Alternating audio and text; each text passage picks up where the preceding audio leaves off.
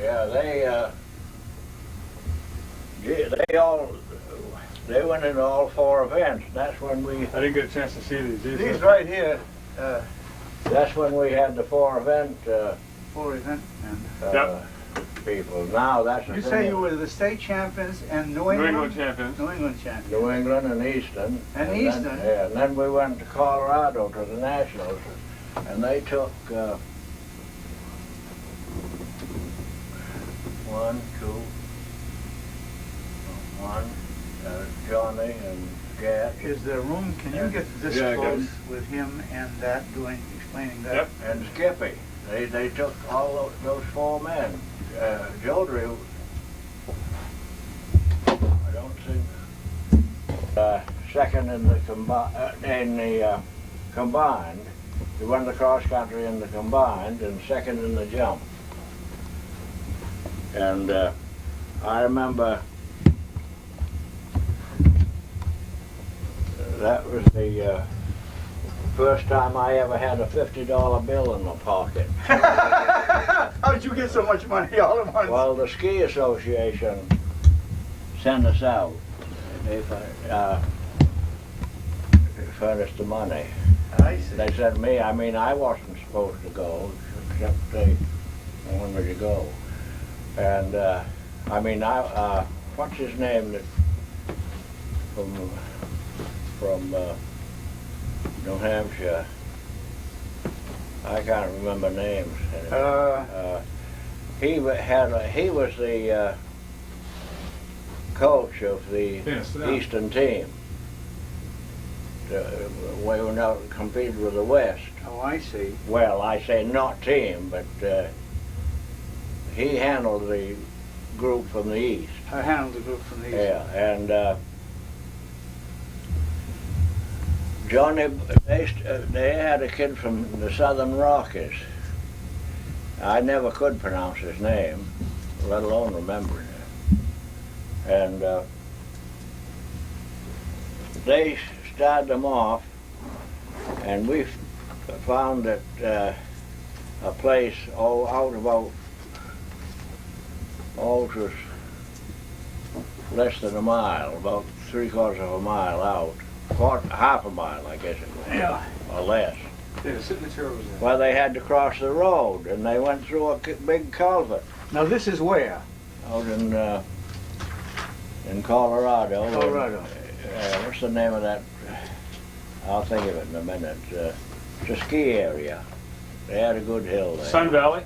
No, Aspen? no, It's in Colorado, you say? yeah, Vail? no. It was Steamboat Springs? No, Steamboat Springs isn't in Colorado. Yeah, it is. Huh? Yeah. Ajax. Let me see. Where else? It was a popular ski area, and that's who is it that goes with all the Olympics even now? Beatty? Beatty. Yeah. Yes. Yeah. Yeah, that's right. Is he relation to you? No. He doesn't spell his name. No, it's B-E-A-T-T-Y. Yeah, Beatty. Beatty. Beatty, I think. Beatty. Yeah, and so there was quite a crowd out there to see him go through the culvert, across this road on the way out. And these Westerners, they all started a route for this kid from the Southern Rockies. That I guess he never had been beaten. And they're all talking about he was the one that's going to win. I says, what makes you think he's going to win? They looked up at me, you know, and well, I said, John Bauer is going to win. And they laughed. I says, you want to bet on it? Sure. So I took out $50. This is about all I had. $50 bill. And I said, who wants to cover it? And nobody did. I was kind of glad after I said it. But,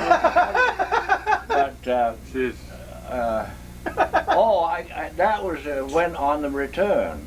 This kid from the Southern Rockies was leading John. John was right on his tail. There's only it was about a quarter of a mile, I guess, from there into the finish. Yeah. And that's when they started to laugh at me. I said, well, you want to bet? I said, Bauer's going to pass him before he gets there. I knew Johnny was a good skier as well as a cross-country runner. You know, in those days, a lot of guys could run cross-country, but they weren't such good skiers. But Johnny was just good in slalom. He was the best man we ever had in slalom. What year was this? 52, I guess. See, the Olympics, it wasn't in 60. Did you win it a was gold? 60. Did you get a gold watch or? No, but yes, this ski association gave me this. Ski champs. 51. Yeah. Yeah, 51, the date's on it. That's the Eastern U.S. Invitational. What's the I stand for? Ski champs. EUSI. Eastern U.S. Ski. Invitational or? John, I know. Eastern Amateur, U.S. Eastern Amateur Ski Association. There's an I at the end of There's an that. I. Yeah, that's what it was. And- Yes, U.S. Yeah, EUSI, Eastern yeah. U.S. I don't know what that other Wouldn't be one is. invitational, huh? Maybe. I Well, think Johnny Bauer. Interscholastic. Johnny Bauer, Johnny passed him. When did he start picking up and so forth? What happened? Well, on the way in from there, the trail was crooked, and you had to be a good skier. Oh, I see. And I knew that. And, of course, I didn't know about the other guy, but that's when I took the $50 out of my pocket.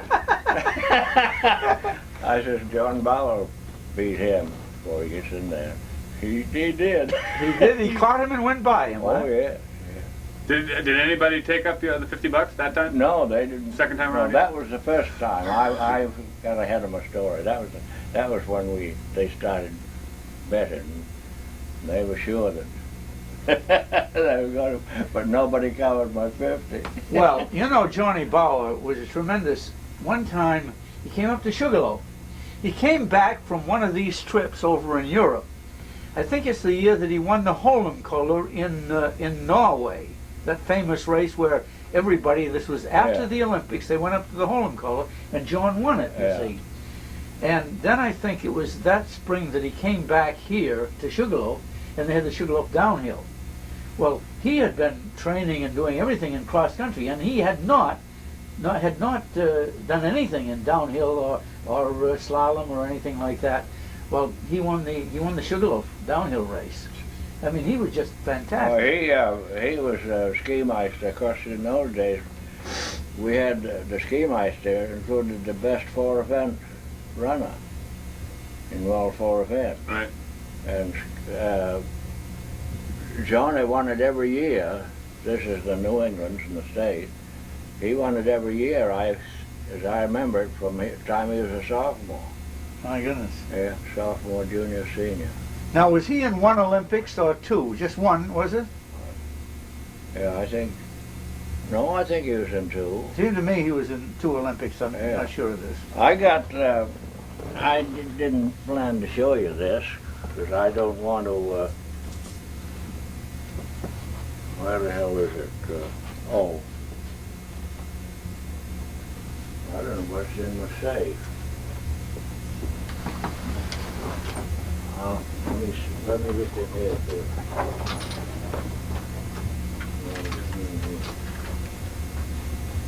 I put it somewhere to be.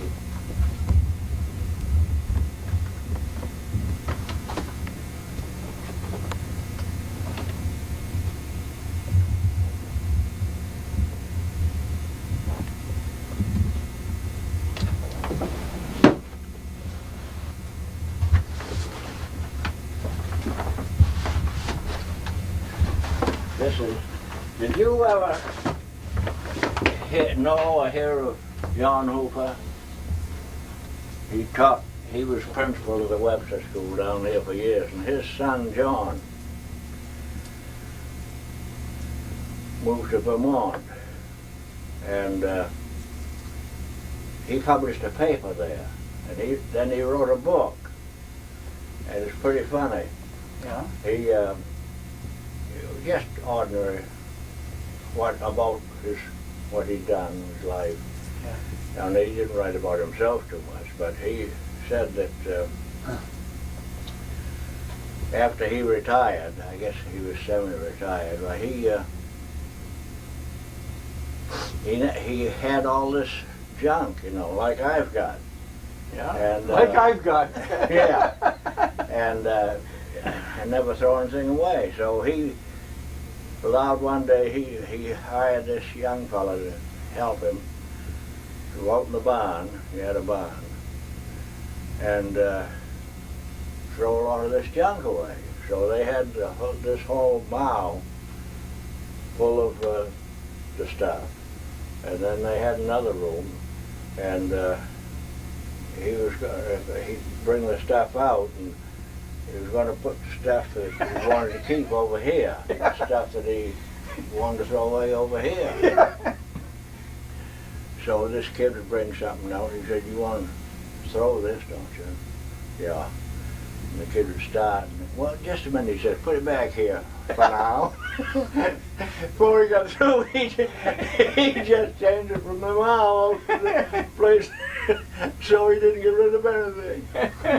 That's what happens to all of us, I think. Well, this book that was written, you think somewhere you've got a copy of the book that does he talk about No. Auburn and your coaching or anything of that nature? No, didn't have anything to do with me. It was skiing.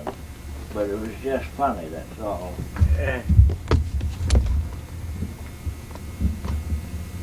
Well, I'll probably come across that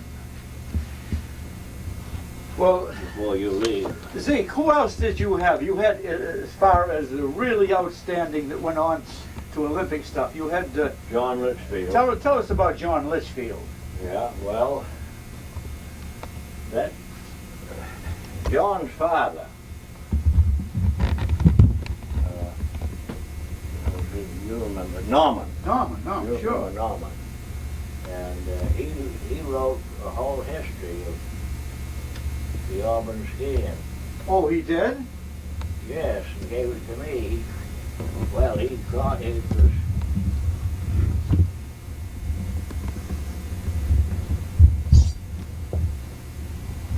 That would help us out, All right. if I can find it. Zeke, I've also got that letter from Walter Stoddard I want you to read. Oh, And tell I'd me- like to. Tell me what you think about it. I'd like to read it. No, that isn't in here. Well, the only reason I want to find that is I don't want to find it to brag about myself, but he calls it the Zeke Dwelley story, and it gives the dates. Oh, I see, yeah. Can I help you find it? Do you know what? Well, it's just in a paper, crisis. I put it where I could find it. Just recently? You ever do that? No, quite a while ago. I sometimes put stuff in a very safe place so I'll make sure I can find it, then you don't know where that safe place is. That's what I do. That's the way with me. Oh, I know where it is because it's in one of these. This girl that we have here, we have her 5 days a week. We couldn't get along without her. And we had all these snapshots and things. And one day, I'll be goddamn, she didn't get them together, and she found a lot that I didn't know we had. Yeah. And she made these two. Oh, wow. That's She hasn't finished them yet.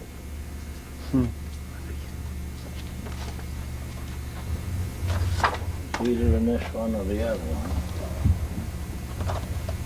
There's some type of a paper in the other one, the brown one, the bottom.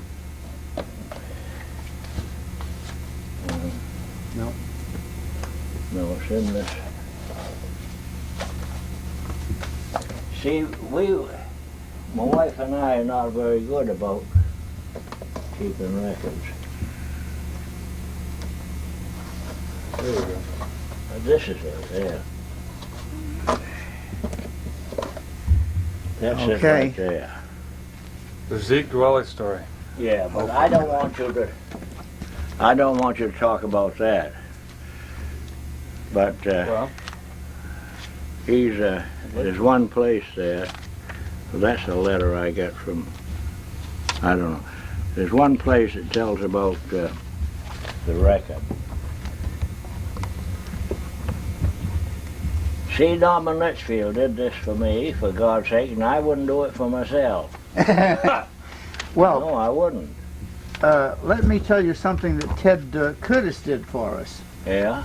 Ted Curtis, you know, when he was ill, see, Ted died, what, about a year ago now?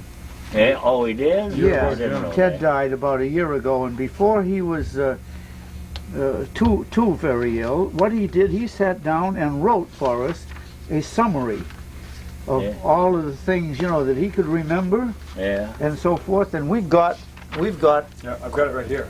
yeah, we've got, you got it here to, Well, you probably don't want to look this over now, but for instance, he's got, let's consider the records. oh, wonderful. Look at this here, Jeff. Yeah, see? And he gives the dates. So that's what I can't remember. Look at that, huh? Yeah. The National Junior Combined Champion for 3 years. Yeah, that was in 1958, 59, 9 and 60. Oh, so yeah, That's right, it is. National Junior Combined Championship. John Bauer, Durgan, Jodrey, my God, look Yeah. at these people. Yeah. Bruce Haskell, Upham. Boy, those are the big Yeah. boys in the national skiing. For God's He's got the dates here. I never could make up anything like that. Well, you can look at that later, or I'll leave it right there anytime you want to. Would you be willing to allow me to Xerox that off to put in these records? Well, I don't know why not. That would be wonderful. If, I don't know why not. Because nobody knows about it but me. You know what I mean? Yeah. Well, you know, Zeke, these are records that are going to be I lost. mean, you could get that whole book. You could get quite a lot of history. Well, Sure. I mean, you'd have to take it. I'd have to let you take it. Well, if you wouldn't mind, Dana will vouch for me. I'm not gonna steal it. I would just like to. I have a machine that I can Xerox it, and so that I could enter it into the other stuff that we're doing with with Ted Curtis and you and Sure. and my parents Well, and Dana. well, I know enough about your family to. Okay. I Well, know. Well, my mother lives right up here in Litchfield still, so She does. yeah. I don't know. You don't know Dick Sanborn, do you? You never heard of him? Yeah, is he the one that has the transport company? No. No. He was the mayor of Augusta in the 50s, Oh. and He's a lawyer in Augusta. he and my mother live in Litchfield. Yeah. I was interested in, you know, the thing that we found is, you remember Freddie Sturdivant? Freddie Stewart. Farmington. Well, it kind of rings a bell. I don't remember though. In any case, we interviewed him last fall, and he's 80 maybe? Yeah. And he was talking about his early days of skiing, and we got him talking about in 1917 and 18 when he was in high school, and that he was they had some type of winter sports program where they would come down on the train from Farmington to ski down here in Winthrop and Augusta. I don't know what what they did actually, but that's where they had I guess even in Capitol Park maybe they had a winter sports meet. Yeah, I remember they did. Yeah.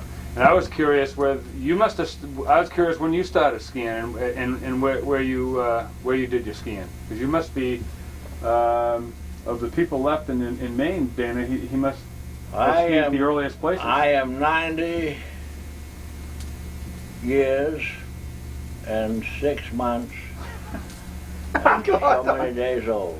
Like, Honestly, I didn't realize. I've seen some things that you fellas have never seen. That's right, you have. That's I for don't sure. know about skiing, but everything else. I mean, when they had the long lumber drive, Yes.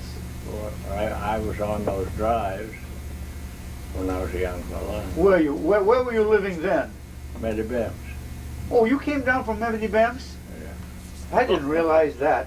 See? Everybody laughs when I thought you were a native of Auburn and this and that and the other, because I met you when I was in high school. I met you when I about 1931 or 32. Wow. Yeah. You did, Dana? Yeah, sure. You used to come over and use our ski jump from Babes.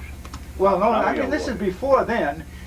I came up to Edward Little, and there was some sort of a conference of older boys or something or other for kids. And Oh. we came up, and you lectured us. You talked about something or other, Yeah. because I don't remember exactly what now. And this, I think, was 1932. And when did you start teaching at Edward Little? 1930. Okay, 1930. I taught in the Webster School in 28 and 29. Yeah.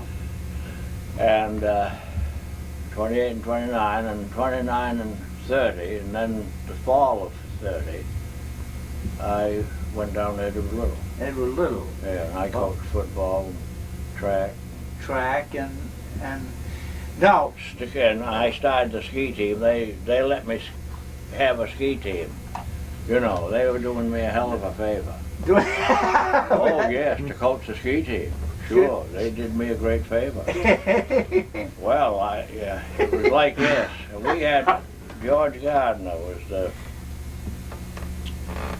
superintendent here. He was a nice guy. I liked him, but he was, well, we kind of pretty real conservative, you know, about spending money and everything. There was no such thing as spending money on athletics. You had to earn it in football and basketball. Sure. And that's when they first started the busing the kids, you know. Do you mean to play other schools and stuff? Yeah. What year was that? really? Well, I don't. They bused the kids to school around Busted here, to school. and I think, and later on, why the athletic teams would be able to use a city bus. Oh, I But see. you know, that's also coincides with history in general. I did for my dissertation at school, I did a thing on the history of sports in America, and they didn't have interscholastic sports until in the early 1900s. Is when they first started in the New York City League as a way in which to sort of combine athletics and academics. They proposed this that athletics be connected to the school system. And then it worked really well for quite a while. And then in about the 30s, 1930s, there was too competitive, and many schools dropped interscholastic sports for the 8th grade and down. Not high school, but 8th grade and down. Yeah. Well, now, one of the things that I've never understood, and maybe you can tell us a little something about, Zeke. See, I went up there to Presque Isle, and they did a great favor for me, too, thank God. They let me start a winter sports team up there, you see. Now, I found out when I got up there, because I had been brought up down here in Lisbon, Yeah. and my dad made skis for me in first on little barrel staves in 1920, and then a nice 4-foot pair of skis in 1927, 1928. And so I got out to ski to those. Well, I played hockey all through high school. So when I arrived up in Presque Isle, I hadn't really done much skiing, but all at once, well, I had been asked if I could help them with, in the winter sport, I help in the school system with basketball. And of course I said, I've never seen a basketball game in my life, and I hadn't. They said, well, what else? And I said, how about a winter sports team of some sort? What year was that? This was in 1939. Oh, This geez. was very late, you see, very, very late. Now, what I'm getting around to saying is, I found up in Presque Isle, in the rustic counties, they had these carnivals up there, you see, and you had the skiing, and you had the skating, if you remember, and you had the snowshoeing, Yeah. and so you had your jump and your You jump in a sort of a slalom. Yeah, and the first year we had a slalom, we went to Caribou for the Went state to the meet. Caribou For the state Carnival. meet, winter sports meet. We won it. What year was that? Probably. I don't know.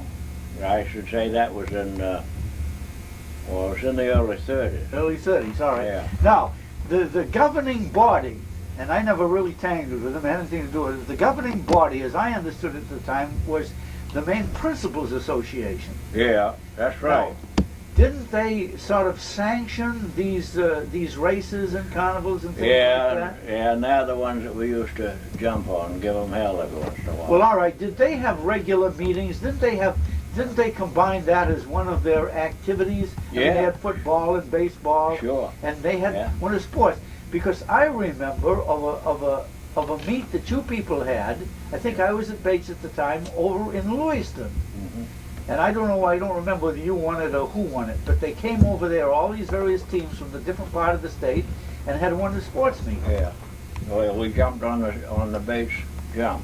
You did? Okay. That's Yeah. probably why I remember. Yeah. Oh, yeah, dear. we won it, incidentally. So you I had, remember now, that well. you built. Incidentally, they won it like everything else probably during that time. Yes, they did. We did until Gould Academy came along. Oh, really? But to go back Yeah, go ahead. to Wallace Dardig and his time, I taught in Fort Kent. Oh, you did? Yeah, and I had come out of, I was a lot older than you were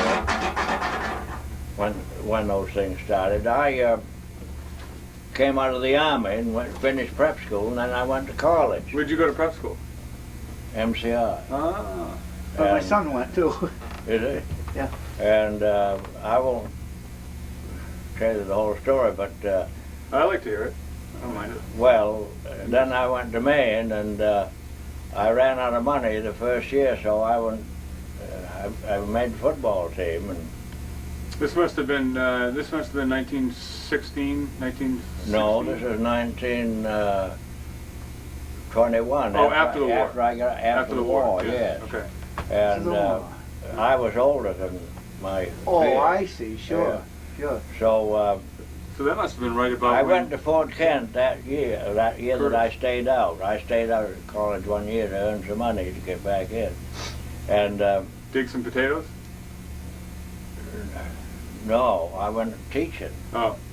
No, I worked summers over in New Brunswick, but that's another story. The first year that I was up there at Fort Kent, well, nobody up there, the only one, yes, there were skiers up there, those Wallace Dardig Swedes. You know, there's a whole town of Swedes. New Sweden. Oh, sure. New Sweden. New Sweden. And Wallace Dardig lived in Wallagrass. And he made birch skis. Well, now, I had a pair of skis, but I didn't. I don't know if they had bindings on them. They didn't have the No. bindings, secure they bindings. didn't have No. bear traps then either. No, and so a friend of mine, 2 or 3 of them, we'd go skiing, and I was in the school there, so I organized this winter carnival.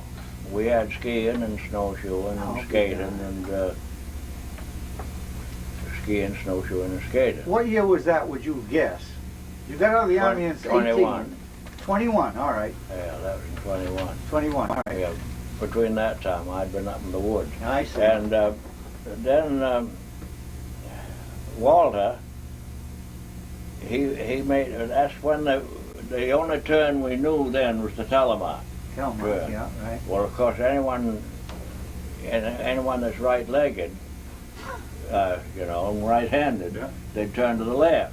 Sure. They couldn't do much turning to the That's right, the other night. So Walter made a pair of skis that was, one was quite old, about 8 or 9 feet long, and the other one was a couple of feet shorter. Sure. So you could tell it.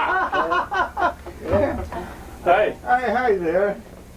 This is my wife Elizabeth, this is Dana Wallace. How do you And do? this is Jeff Beatty. Jeff Beatty. Hi, Elizabeth. It's nice to see Glad you. to see you. Thank you for letting us come. Yes. Well, I'm gonna get this. I'm not gonna bother you. I just want to get the checkbook, so I Okay. pay a few bills. I hope you can. Yeah. You want to get this out of your way?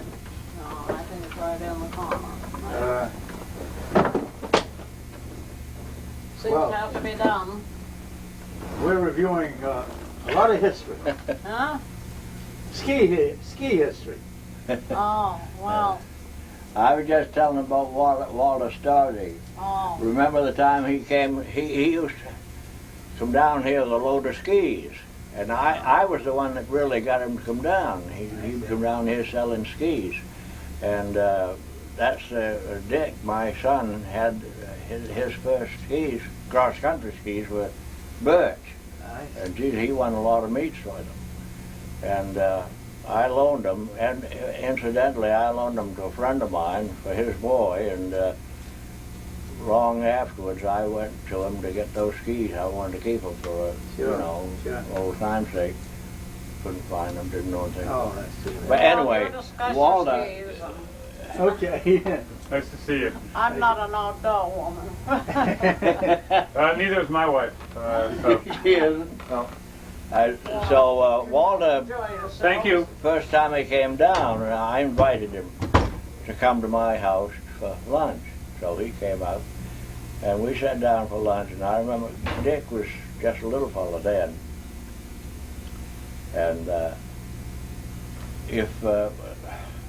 come when Walter wanted another piece of bread, so he takes his fork and reaches over and forks the bread up, you know. Dick,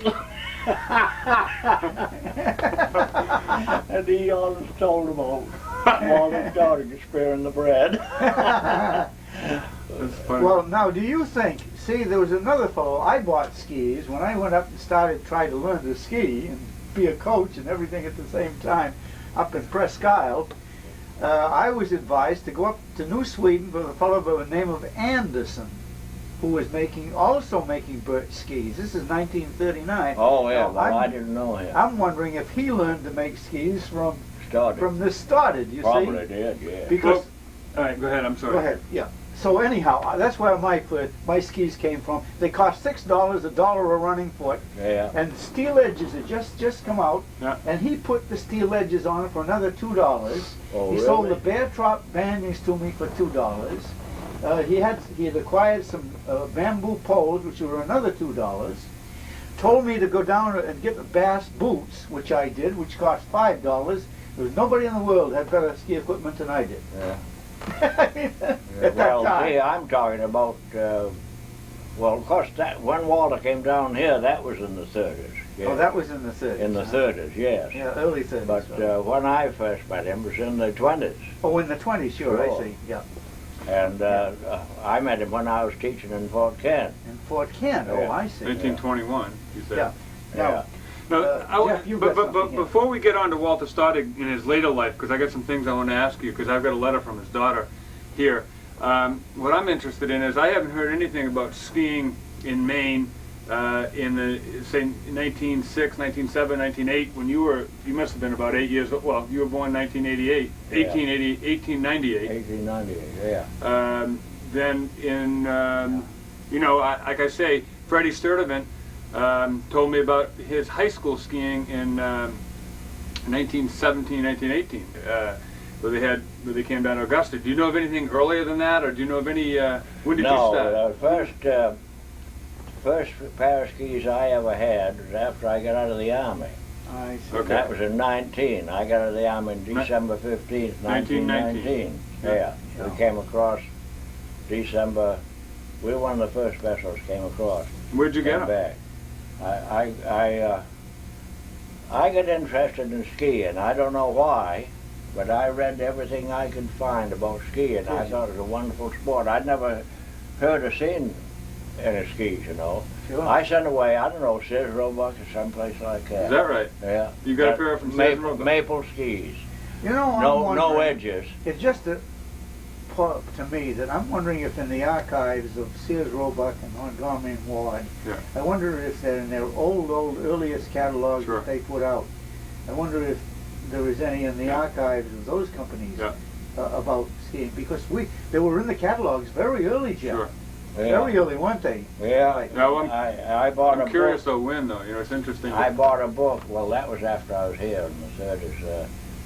From who was it? They named a type of skiing that he advised to. You know, Alberg? Yeah. Huh? Not Alberg. Yeah. Well, When was it? I won't. I got his book right there, but The guy from that ended up in New Hampshire, Schneider, Hans Schneider. no. No, this was beforehand Schneider. He came Yeah. over in '39, you know. Yeah. Maybe I'll. Prager, Walt Prager. No. Um, No. So anyway, you're Well, anyway, that's it. I mean, that was, they skied, I got this book on skiing, and his style was for downhill, was, you got a copy of the book here, you think? yeah. interesting.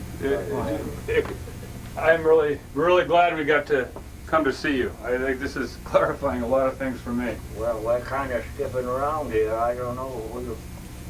Well, that's why it's good to tape it, because then you can always go back and remember it. Otherwise, you don't get it down. Right, Dana? Yeah. Stand upright. I see. This was a sort of a down. A crouch. A crouch. Yeah. Well, they skied the downhill that way now. Yes. A lot. Yes, they do. I mean, to reduce the wind resistance. Yes, they do. Yeah, yeah. You know, bent Oh, over. sure, sure. But that's the way you had. That's the only way to do it then. They started And out. they didn't know anything about standing up straight. Well, they did before when they were learning, but then he came out with this, and geez, that changed everything. I all see. over. And different people tried to That follow was in the 30s. I'll tell you, fella, you could get a lot more information from than can from me, except he isn't as old as I. He didn't start in. John Cochran. You know John Cochran? No. He was in the Olympics From where? Vermont. He coached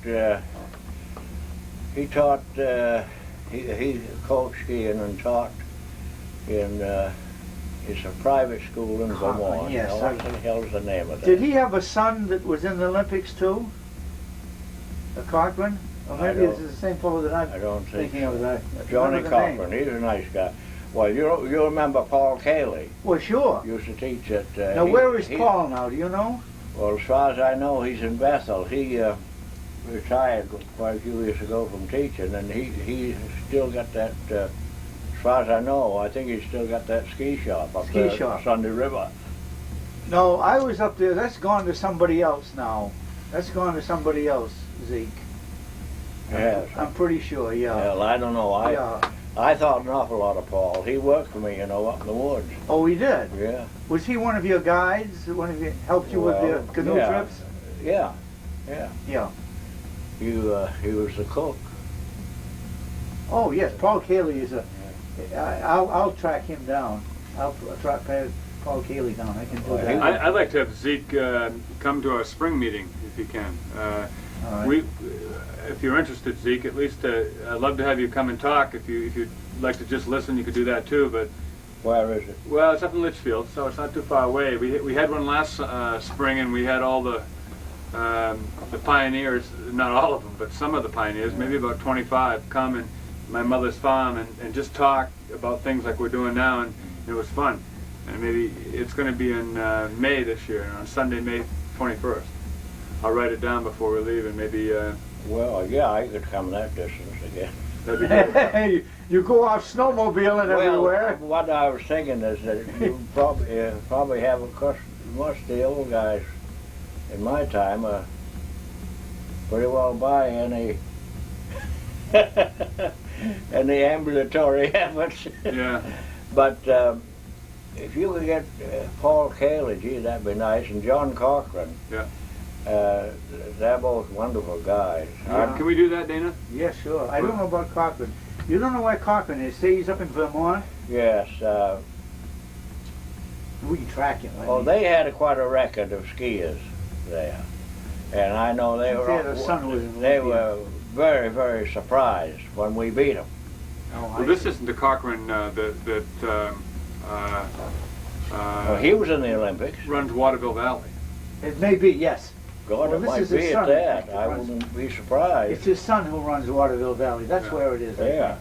This Okay. is his son. Because Yeah. I know that It was, Cochran. That Cochran, yeah. And there's a Billy Cochran in the Olympics, and this was John. yeah. Well, you could track that He down. was in the Olympics. You track that. And I know that they,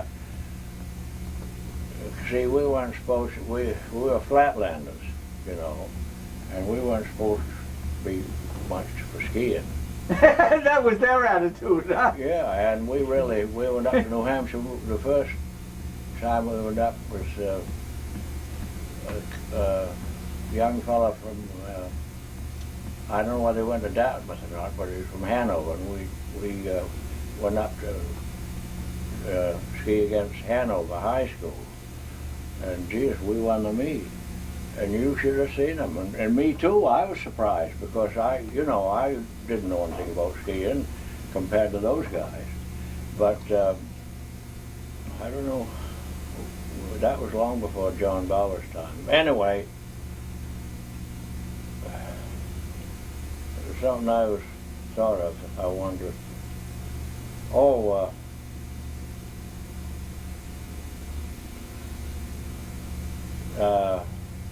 who was the kid from Farmington?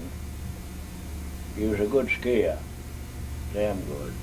And there was a family of them that they, Weber? at one, Weber? yeah. Peter Yeah. Weber? Peter and Nicky. Weber. Peter and Nicky Weber. Yes, but the one I'm thinking about wasn't Weber. It was Stearns, Tommy Stearns. Tommy Stearns. Drew Stearns' kid, isn't it? Drew Stearns' kid. Yeah. Drew Stearns' kid, yes.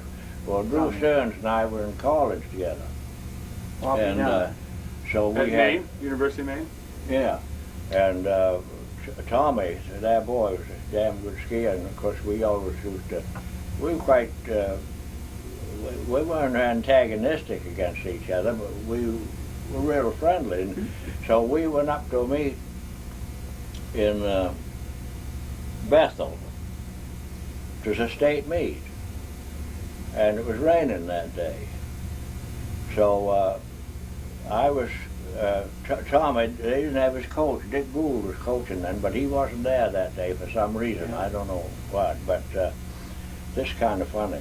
So I went over to see Tommy, or he came over to see me. He was running the team, he was the team captain. He wanted to know what kind of wax put on. They'd never skied in a rainstorm. Well, I says, we're putting on red clister. And put it on cold, and don't use the iron. Just put it on cold. And that's all. And I told my boys the same thing. The only thing is that, and Tommy, so he waxed all of his skis, that goddamn red clister. And we were supposed to beat them quite a lot. We had been winning all the meets in cross country. And my kids, after we got the cold clister on, they kept reading the labels. And some of them put on, I can't remember what it was, but something different, you know. And their skis didn't go very good. They stuck. oh, Jesus. Yeah. And this is Farmington team beat us. Jeez, I laughed.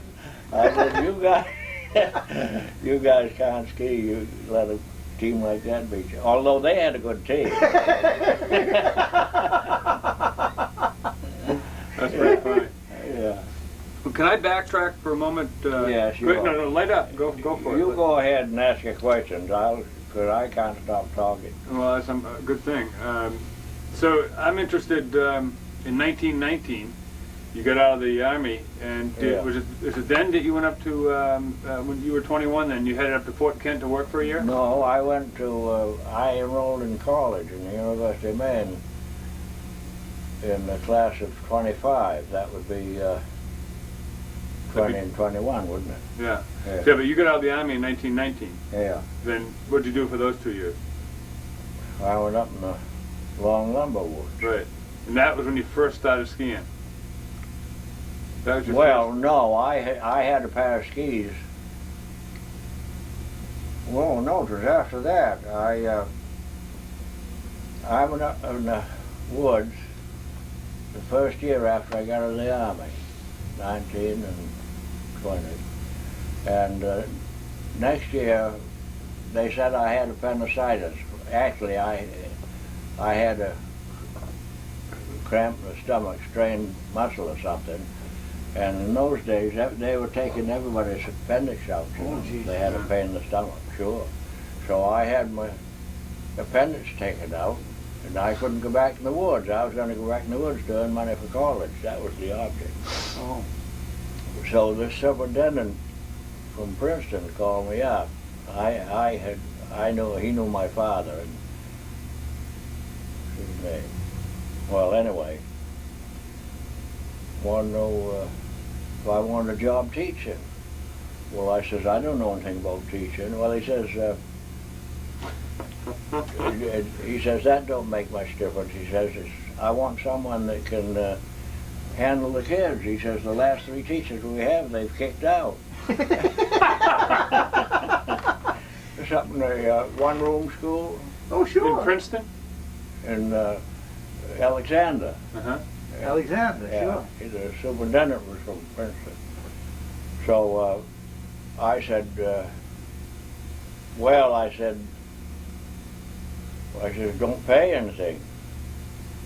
Oh, he said, we'll give you $27.50 a week and your room and board and washing. Well, that was a good, That was pretty good in those days. God. Was that as good as you were going to make in the Oh. woods? Yes, it's better. Well, I that's- was making $1 a day in the woods. Wow. Yeah. $30 a month, Yeah. I think it was. Yeah. And so you're going to get $27 a month in this A job? week. A week? 27. Well, you see, when I Mhm. started teaching in 1939, I got $25 a week. Yeah. But I had to pay my own board and room, which cost Yeah. $1 a day, Yeah. and so forth. So you were doing pretty That was well. good. Yeah, I had the best food that I ever had in my life. Rented a farmhouse, and so I called up my uncle in Alexander. He was a teacher. In fact, I went to school to him. He was a good teacher, and told him. I said, "You suppose I can do it?" "Oh, hell yes." He says, "You drop in the house on the way up, and I'll have a program for you." So I did, and the first was say a prayer, which is all right. I can do that all right. And then first was a class in reading, and we had the recitation seats around. You've never seen them. They had the single seats and desks, and then the recitation sheets out in front, a row of them, you know. They're just benches. Yeah. And so I called for the reading class. They went by grades, and nobody moved. And there was a tap bell on the desk. You've seen those. Yeah. So I looked, and nobody moved. And I saw the bell, and I reached out and tapped the bell. And they didn't get up. They just turned around in the seats to the facing the aisle. You know, every seat had an aisle, and I thought, gee, now I'm in business. But they didn't get up. They just turned around. So I tapped the bell again, and they stood up. And that's when I said, well, gee, now I'm in business. But they didn't come out. They just stood up side of the seat in the aisle. So I tapped the bell again, and out they came. And then I was sure I was in business, but instead of coming out and sitting down in the recitation seats, they came out and stood in front of them. So I tapped the bell and they sat down, and then I was in business. That was the procedure that they had been taught. Yeah, that's right. That's really. They'd had a pretty good teacher.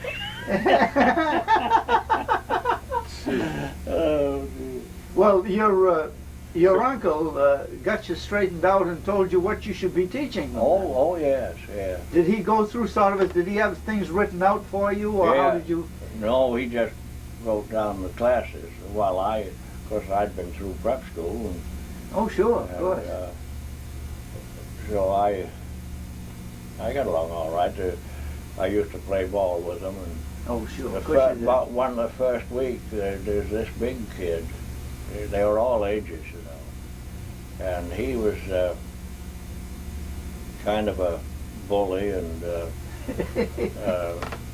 he did something, I can't remember what it was. It was late in the afternoon. I didn't say a damn word to him. But when I dismissed the school, I says, Frosty, his name was Frost, Frosty, you remain sitting. And he sat there, and I made believe do some work for about 10 minutes or so. And then I went up and I grabbed him by the seat of the pants right there and pulled him out across the seat. And I spanked his ass with that hand. And he was the nicest guy after that. Just what they need, son. Well, about 20 minutes later, 20 years later, I met him. Yeah, First time I met him out in Calais. yeah, And gee, we were glad to see each other. I was surprised he was glad to see me. yeah. He must have been. Okay. Did he say thank you? He says, Linwood, he said, you remember the time did you spank my ass? I says, yes. He says, that was the best thing that ever happened to me. So was it that year that you started getting out skiing? Yes. I used to walk to school about a mile, and there was a hill you had to go down. And I had a pair of skis with just the straps across. Where'd you get the skis? From the Sears and Roebuck. Where'd you get them? I think I said Roebuck. I can't remember. I sent away from them. Nobody had ever seen it. I'd never seen a ski. There were no skis up there? And I read, oh yes, in this book, I read about what to use for wax. Oh, In those days, that's before they made regular wax. commercial. Said to take tallow, Tallow, yeah. mutton tallow So or we used beef to do. tallow, beef Yeah. tallow, I guess it was, and mix in charcoal. So I mixed up a batch of that, and that's what I used for. And you used to take those and ski down the hill to get to school, Yeah, and then you stack the skis up and carry them back home. sure. And then, and so you did that for a couple of years. 1 year I only taught there. Then I went to college. Now then when you went to University of Maine in Orono, what I'm trying to figure out is, you must have got to University of Maine in Orono just a little bit before Ted Curtis, or at the same time. Ted Curtis was in school then. I think he was a runner. He belonged to Phi Eta. I'm Kappa. not sure. Yeah, Ted Curtis. Well, he either graduated that year or else the year before.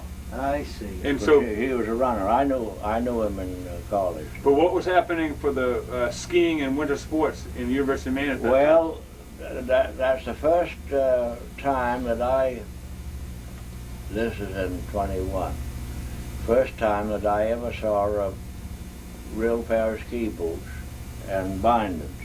And Bill Elliott, he was from Canada, was in my class.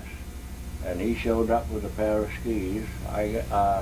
With bear trap bindings? No, the Kandahar, I think. What's Kandahar? Kandahar bindings. But were they the bear trap kind you stuck your toe into and then they never released, right? Well, did the No. Kandahar have a thing on the front that clamped down on the front, the same as the ski Well, they had a thing? back strap. Oh, it had a back strap. Yeah. I can't remember the difference. Were they metal or leather? Well, metal toes Metal toes. and leather straps around. Sure. Yeah. So he was the first one that you saw. First time I 19... ever saw a real pair of ski boots, and He could jump. He was a good jumper. That's right. They called him Kandahar when they took the bear trap and put a strap with a clamp on it on the side. Yeah. And slapped it down. I remember that. So then you guys jumped over on Bennick Road. Is that correct? Over where what's his name? Bud Folger lives on Bennick Road that goes down into the river. There used to be a wood chute, and I think you said he jumped. Yeah, that's right. It was on the opposite side of the river. Yeah, that's Well, is Bennick that Road. the place where Ted Curtis had his jump later on? The same place?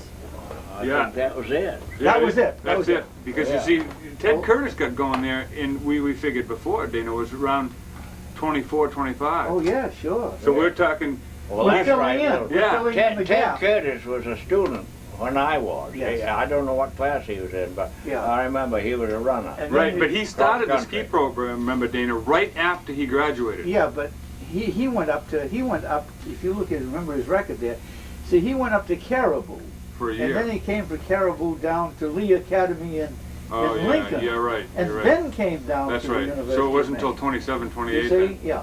Yeah. Okay. Well, So there wasn't any organized programs going on. Didn't Ted say anything about Bill Elliott?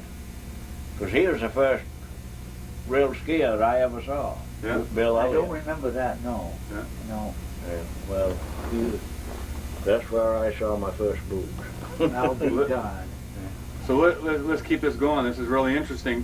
What do you suspect was happening around 2021 in skiing in Maine, whether it be at University of Maine or any other place around that time? Because we pick up with Ted Curtis. Well, the first winter carnival that I remember of was in Augusta. And that's when it wasn't a ski competition on it. It was skiing, skating, snowshoeing. This was the whole winter sports program. Winter it sports wasn't program. just No. just the skiing. This itself. is It where was the snowshoeing and the skating was a part of the Yeah. carnival. Now This they is had where to Fritz- jump. They had to jump up on Gannett Hill. Remember? Well, In I Augusta? never was there. Well, they had the meet down in Capitol Park. Yeah. Okay? Yeah. Okay. That's what Freddie Sturdivant must be talking about then. That's what he's talking about. Yeah. Yeah. And he told me There was about. a- jumping up on the hill, up in back there. Yeah. You know where the jump was. And Well, that's how I know that I started that carnival in Fort Kent. That was the first carnival they ever They'd had. had up there. But the Caribou No. one had been going on before that.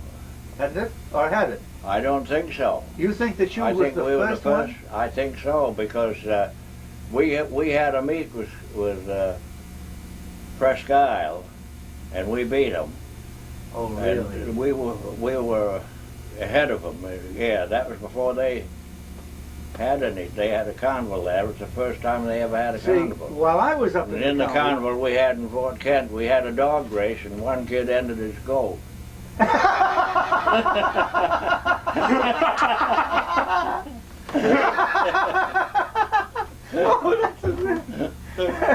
See, Ted Curtis graduated in 1923, and you're right, he did do track and cross country, and he did basketball, tennis, winter sports, all the way through.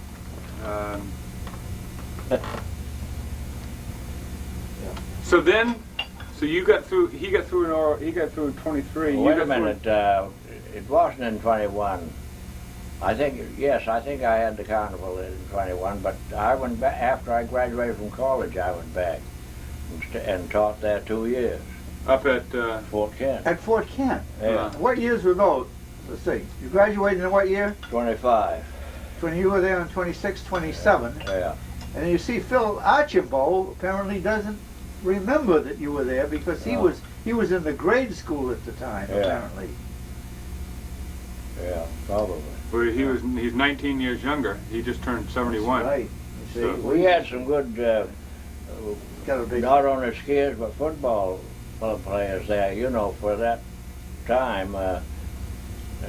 I started a football team, first time they'd had a football Oh, really? Up there in the county? Fort Kent? I never knew Yeah. that they had any football in the county. Well, I guess we were the only ones that ever had it, because of course we used to get snow out there in October.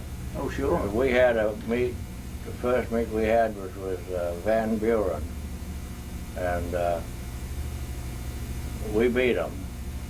In football? Yeah. Where'd you get your helmet? Oh God, I don't remember what we had now. No, we didn't have any. After all. Well, I know. I'm kind of interested, you know, because who would have been selling them if they hadn't? That's right. But they, one thing, I had these tough Frenchmen. Well, they were Frenchmen from Van Buren too, but I happened to have 2 or 3 kids could really run. And They just do not wear helmets, I'm sure. Sure. And yeah, there was a couple of them came down state. One came down, went to MCI, and he made the team. And did, of course, in those days, MCI had good football teams compared to what they have now. They don't have much. Now, we used to play Portland and Bangor and teams like that. So, where'd you go from after you got through at Fort Kent? Were you doing any skiing up there, any winter sports or anything like that? With the Fort Kent team? Yeah, we had a team then. And you coached it? Yeah. I can't remember whether I started that the first year I was up there and then got it going after I went back. I think it was after I went back that we had the. I Now, don't think we had the skiing. You said you were brought up where?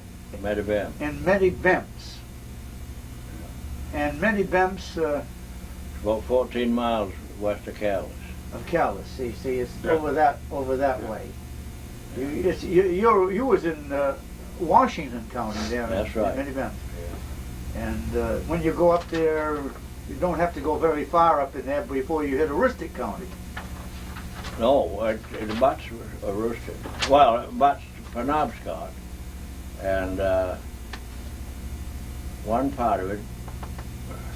You border on Penobscot, and then the northern part is Washington. No, it abuts Penobscot County, and on the west and north, and East Grand Lake. That's in Penobscot County, I guess. East Grand Lake. Yeah, that's where my mother's sister. Well, it's 25 miles from the head of East Grand Lake to Alton.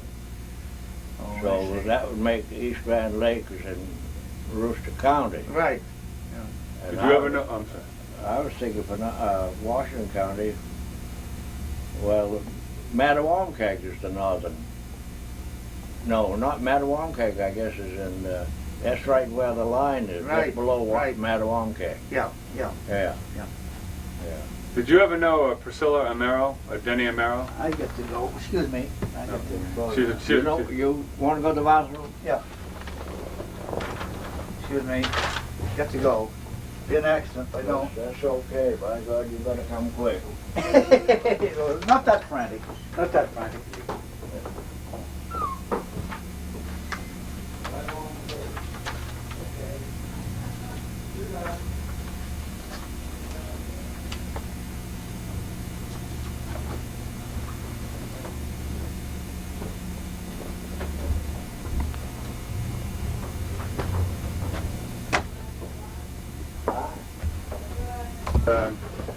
This is Zeke. This is the letter that I came across. My mother gave me that got me started in this whole thing because my mother, Helen Sanborn's her name now. Helen Beatty was her name then. Was the secretary of the Maine State Ski Council, and she did a lot of tracking down of stuff. Oh. And she along with my dad, were on the board that started Tictum Slope. You know, back later than you started skiing, but in Farmington. Yeah. But in any case, well, that's where I heard the name Beatty, and I've probably seen your mother. Yeah. Anyway, she got this letter. She in 1965, she was trying to track down some information on, you know, different people, and she had an interest like I did, and so she got a hold of Rita Stodding. Walter's daughter. Oh, I never knew. Walter's the only Stodding I ever knew. But this right here was a letter she wrote back talking about a lot of the stuff that you've just talked about. So I thought you might find this sort of. I'll read it if you want me to. Yeah, I would like to. All right. I'll try. This is Rita Stoddard writing back to Mr. Bradford and then eventually to my mother. I don't know which one's which here. This was written in 1965, and apparently he's passed away by this time.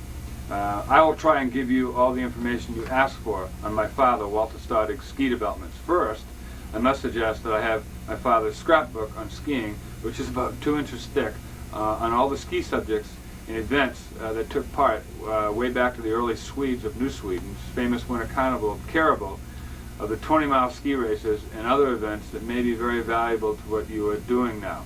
See, my mother was doing it back 25 years ago. However, I have this book here with me in Dover Foxcroft. I value it and will not chance of mailing it and losing it. However, if you should come in the area of Bangor, I wish to see the notebook. I'd be more than happy to meet with you. The book consists of newspaper clippings and pictures. And then she writes, information on the chairlift at Soldier Pond. Chairlift at Soldier Pond? Why, yes. Well, Lord sake. Yeah, and this is what I found to be the most interesting. It was privately owned and built by Walter Stoddard. Yeah. It was the only privately owned and operated ski enterprise in New England. I didn't know that. All right. I'll be damned. It was an aerial tramway, 1,850 feet in length, which carried skiers up the steep incline to a heated cabin. I wonder what mountain it was. Well, I'll tell you, it was designed and built by Mr. Stodding and could carry 20 skiers per time in individual chairs riding an endless steel cable pulled by a small jeep. It was built on Machad Hill. Machad? Yeah, is that pronounced correctly? M-I-C-H-A-U-D? Michel.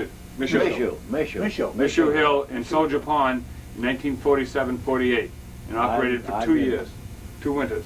In 48? 47-48. I'll be damned. It was built mostly as an experiment. After 2 winters, it was torn down and parts of it was transported to Thorn Mountain in Jackson, New Hampshire, where he engineered a huge development there. I remember when he went up there, yes. Yes, I remember when he went up. He went up there and Yes, to engineered New that. Hampshire, yes. Yeah. Well, I bet you, see, They probably claim it to be the first one that's over there. right, and he took parts of that and put it and built it up there. Of course they did. Mr. Stoddard was a ski sport addict in 1936, and at the age of 46, he entered the famous Bangor Caribou Marathon. Yeah. God. This ski trail, or chairlift, was 9 miles from Fort Kent and Eagle Lake Road. It was the only chairlift in Maine, so it was the first one. It was very successful. The towers are still on Michau Hill, but nothing is left of it. The towers are still, that was in 65. Yeah. Stoddard was a ski maker, handmade skis, which was brought down by the grandfather in Old Sweden. I hope, it goes on. And then some information on Walter Stoddard's chairlift at Soldier Pond. Built in 1947, had 22 chairs, 2,400 feet long. How long is that? That's about Ken Sill ski. No, wait a minute. 2,400 feet? Yeah. Well, that would be about That's six half a mile. football It'd be fields. 880 yards. Well, is that longer than Lost Valley? Wait a minute. 800 yards times 3 would be 2,400 yards, wouldn't it? It's 2,400 feet. Oh, wait a minute. Oh, no, 2,400 feet. No, but 800 yards. Yeah, right, you're right. It would be 800 yards. It would be 8 football fields. 800 yards times 3 is 2,400 feet, right? Well, So, at 800 yards is pretty near a half a mile. 880 yards in a half a mile, Yeah. right? yeah, 440 and a quarter. Right. 440 and a quarter, so How many- it's damn near a half a mile. How many yards you say? Well, it says 2,400 feet in this Oh, feet, 2,400 feet. but over here Yeah. it says 1,800. 800. 800 yards, which is practically a half a mile. It says a little less over in her documents, but even so, it was pretty big. Yeah, sure. Yeah.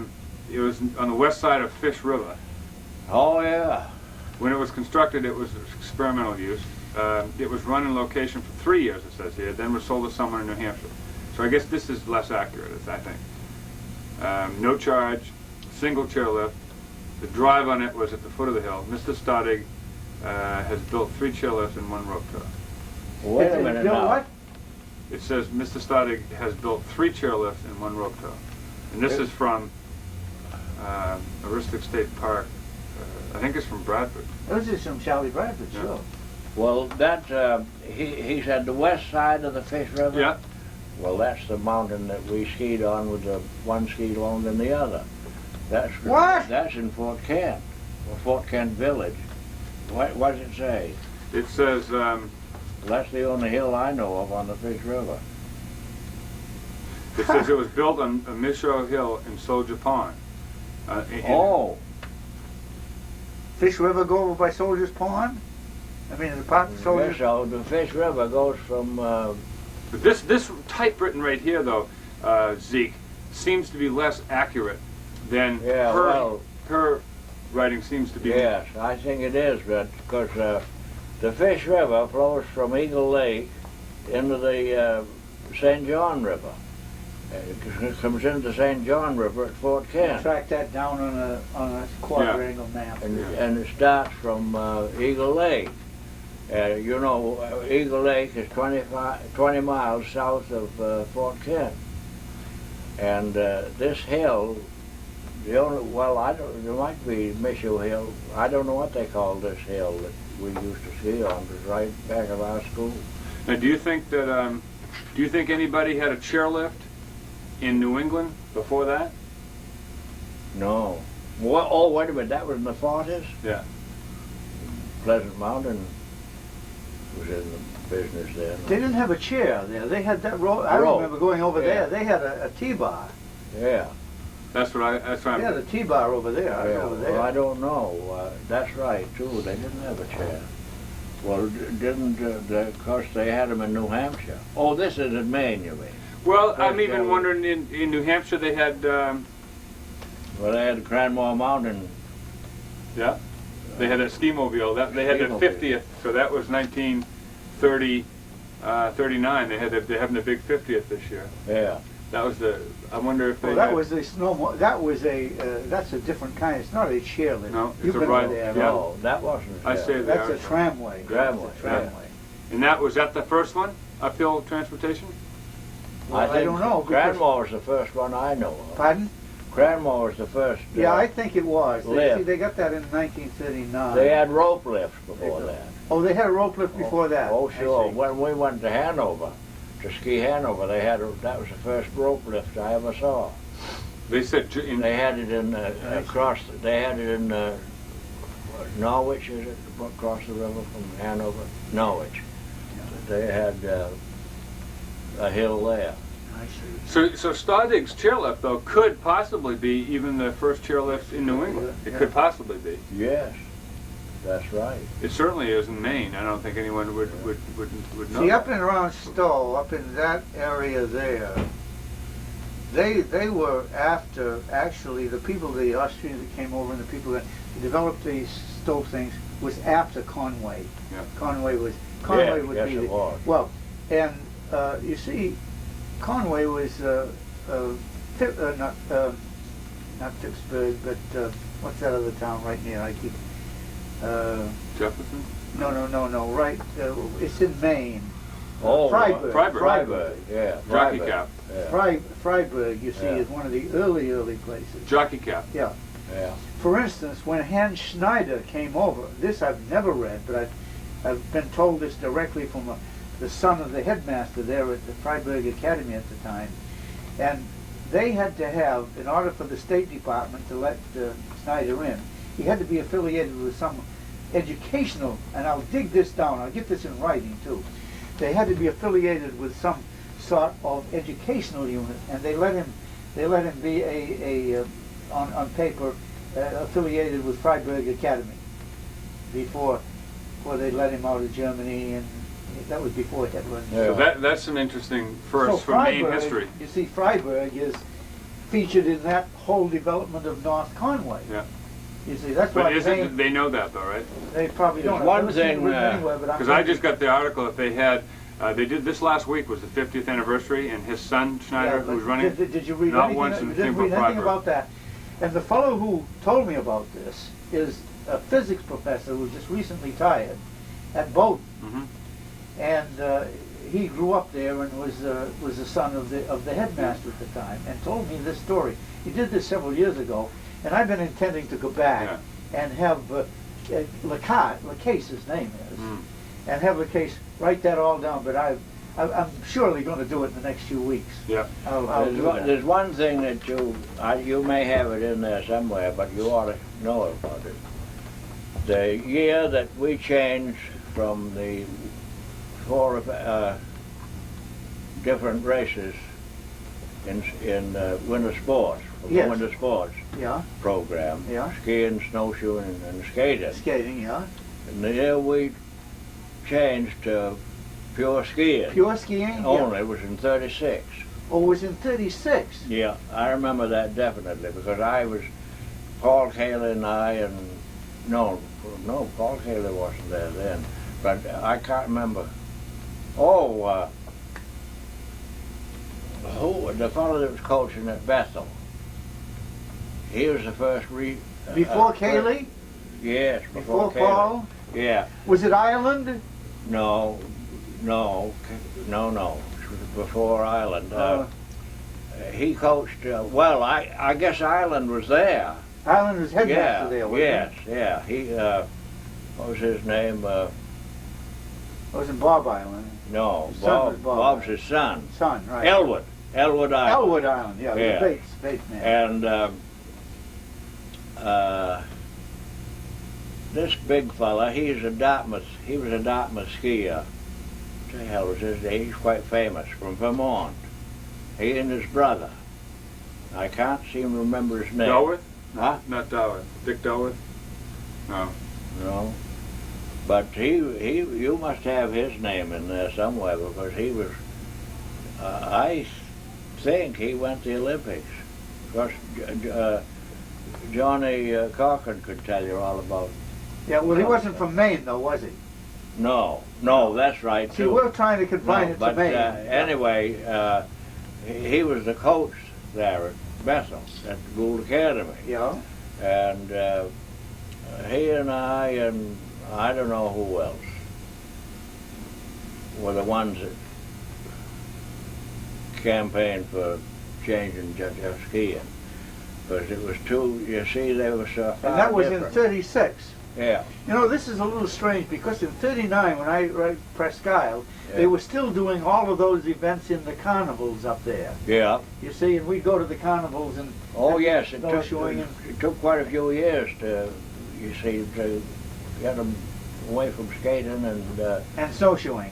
snowshoeing. Yeah. There was a medley race. Remember? Oh, I see. You know, Yeah. You go down and touch a skier, and he came back and touched the snowshoer 100-yard dash. So it was '36 when skiing really became no longer winter sports, but became skiing. Just skiing. That's right, yes. Just skiing. I'm Yeah. glad to know that. That's I did not know That that. is in Maine. In Maine. Yeah. Prior to that, they didn't have. That ties a lot of things together, Dan. Yes. And that's also the same year that the rope tow, the first rope tow, uphill transportation, went in at jockey cap. It is. So that's It is. yeah. It's for, well, that's interesting. So that all makes sense then. Yeah, that makes sense. Yeah. Of course, Berlin, was active. Well, and Yeah. Andover, too. Yeah. They had some damn good, Oh, sure. Allie. in Andover. God, I know his name just as well. He was a great skier. And then he coached Dartmouth. Oh, he went up to that one, I see. Allie. Wait a minute, I think I know who you mean. Yes, coach. Wait a minute, it was, oh, good Lord, I have it name, I know, I've met him, too. Oh, he was an awful nice fellow. I can't. I know his name just as well as I do my own. Yeah, See, the first ski tow in Maine was one of the first in New England was Jockey Cap Hill in Freiburg, 1936. well, you see, this ties in with Freiburg being a center. Now, we can tie this, if I get this story written In down with by Snyder. the case, we'll tie it out, and then we can make a phone So call. Dana, Make Zeke a phone- Dwelley, Ted Curtis started this whole winter sports, it seems, in Maine, and then the changeover to skiing came. And as a Allie result of Merrill. his, what? Allie Merrill. Allie Merrill, sure, Yes, of course. sure, you remember. Allie Merrill. Yeah. No, Allie Merrill, sure. Yeah. Okay, yeah, right.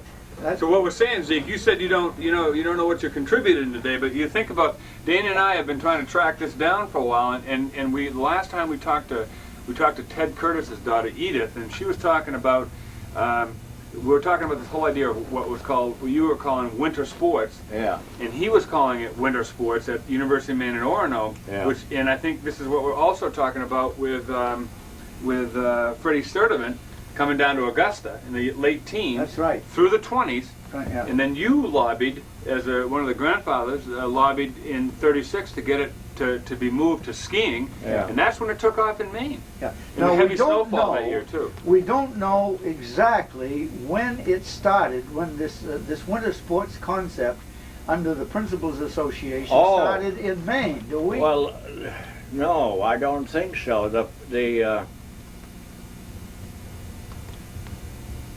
The winter sports, I mean the committee you're talking about, the Right. Principals Association. Principals Association, Right. they were against dumping the winter sports program for just skiing. They were pretty much against it. And we really went to bat there for a few years. Finally, I mean, it was so far different. Like you couldn't go skating and skiing at the same time. Right. Well, I had to buy, when I started coaching, Zeke, and you that's the same thing, I bought a pair of cross-country skis, cross-country boots, I bought downhill skis and downhill boots, I bought speed skates, and I bought a pair of snowshoes, and I worked out on the snowshoes one night, and I worked with my skaters a night, and then I worked with my people that were skiing and so forth. You had to do that in order to coach them, didn't you? Yes, that's right. Actually, I was a better snowshoer. I was a good snowshoer. All right. Because I'd snowshoed since I was that high, and I got a pair of snowshoes out there that was made by George. Excuse me, everybody. Oh, Linwood, I forgot to bring your Freddie in. Yeah, you better feed him because Yeah, I he's, gotta feed him. you know, I'll tell you why, because he's using up a lot of energy here. I know, I gotta bring his tray in first. Well, You did a great job. Was it you that did the picture albums? Yeah. Terrific, terrific. I want to introduce our girl. I forgot about that. I feel kind of funny about eating here in front of you. No, No, look, no. we went and had ate, you your see. lunch? We went and ate early. We went and ate. Yeah. We knew that we'd be talking. We knew you'd eat exactly at 2 o'clock, so you're right on Why time. don't you shut that off and let him, Yeah. don't you think, let him Yeah. eat me? Otherwise he'll be trying to eat and talk. And, Yeah, and when we come back, we're Correct. going to try to track down this when maybe this winter sports this started. winter sports, the start of that. We know now. Zeke, you never got paid at all in all your coaching? Well, the latter part, I was athletic. Yeah, I got paid more than if I'd just been ordinary teaching, even when I went there. But initially, you didn't, when you got hired and when you went to work, see, and most of the years that you taught, you didn't get an extra penny as far as your coaching was concerned. No, except that they gave me more money than they would have if I hadn't been coaching. Yeah. See, I taught 2 years at Webster School. Oh, I see. I 9th see. and 10th grades. Yeah. You weren't thinking about this, were you? No. No. Okay. You can take that if you want it. Could I Xerox the bibliography and then send the book back to you? Sure. Yeah. Sure. Don't hurry about sending it back. This has got some early. Yeah, Jeff, can't you eat that No, sandwich? you guys eat that. You eat that I up. can't eat it. I can't. No, I'm eating this now. This is going to answer some questions too. Although this is generally speaking about skiing. Yeah. Or skiing in general. Well, see, my feelings are about this whole, the way I'm beginning to see this, Dana, is that there are a few people, and I think that Zeke, Ted Curtis, and Walter Stodding are three That's right. of the people, Real, Bill. yeah, that got going with this. No, I'll tell you another fella. And I'm sorry that they've never taken him into the Hall of Fame. We got an area Hall of Fame. Which I'm sure you're in, right? Yeah. Ray Thompson. Oh, You yes. remember Ray? Fantastic guy. Well, he was my track coach. I went to Bates because of, primarily, a good part, because of Ray Thompson. There was never a better man. Never a better man in the world. And he didn't make it into the Hall of Fame? No, he hasn't yet. Can they do that after a person has died? They can, can't they? Mm-hmm. Well, you know, I'm damn glad that you mentioned this to me, because I think that I will make some efforts. As far as Well, the I'm local Hall I'm of- not talking about the State of Maine Hall of Fame. We got an area Hall of Fame. Oh, you have? Yeah, Area. and they certainly should put Ray in that. Well, That's what I mean. They could I put- think they should in the state. They No. could put Ray in that. You remember Art Sager? Oh, sure, of course. Didn't Ray send him to the Olympics? Certainly did, and he sent other people, sure. Of course he did. And he, Kishon, Ray, when he was at Bates, he had 5 kids, 5 boys. right, Let me see. Julie, Hasty, Hasty, Dick, Dick, 3. 3. Dick, Julie was the youngest. Julie was the youngest, yeah. Then Dick. Yeah. Then Hasty. I Yeah. guess that was it. Yeah. And he lived up on Garth Hill here. Yeah, right up there. And he had what they called the snowbirds. They're just high school, grammar school kids. Now, I never heard about this. Yeah, snowbirds. And what else was I going to say about him? Well, everybody loved him. And he got a lousy deal over at Bates, I think. I think so, too. Oh, God, yes. Yeah. And he never got credit for what he did. And I think they should take him. Of course, the people around here, nobody around here now, how did it remember They him? wouldn't know him. That's, gee whiz, the things that Ray did, you know, he was a tremendous, just a fantastic person. Oh, yeah. And now, the best of the boys that skied, now let's see, Hasty didn't ski, did he? He played baseball. No. Julie and Dick Julie and Dick were did. the athletes. With the Julie, one year we had the carnival down here. Yeah, I don't know if there was a carnival or just a meet. yeah, But before they got to skiing downhill Yeah. for an event, but Yeah. we had the downhill then. Well, you know Pettingill Mountain down. We didn't have any mountains to have a downhill on. God, you got the park. You had the Well, what we did, we went up to Gamage Avenue, yeah. and they rode down. Took them, I think it was 1 in 10 seconds. The downhill. Jeez. So Took him 10 seconds?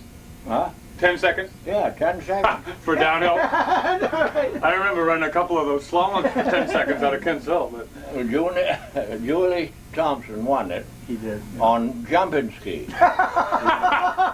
Because the jumping skis were faster. All you had to do was go straight, yeah. Yeah. and no turns in it. And I ran up to him. I was so tickled because he wanted Jesus, that meant a lot to me. I said, "What do you use for wax?" He hadn't had, we didn't know anything about wax then. What do you use for wax, Hasty? He said,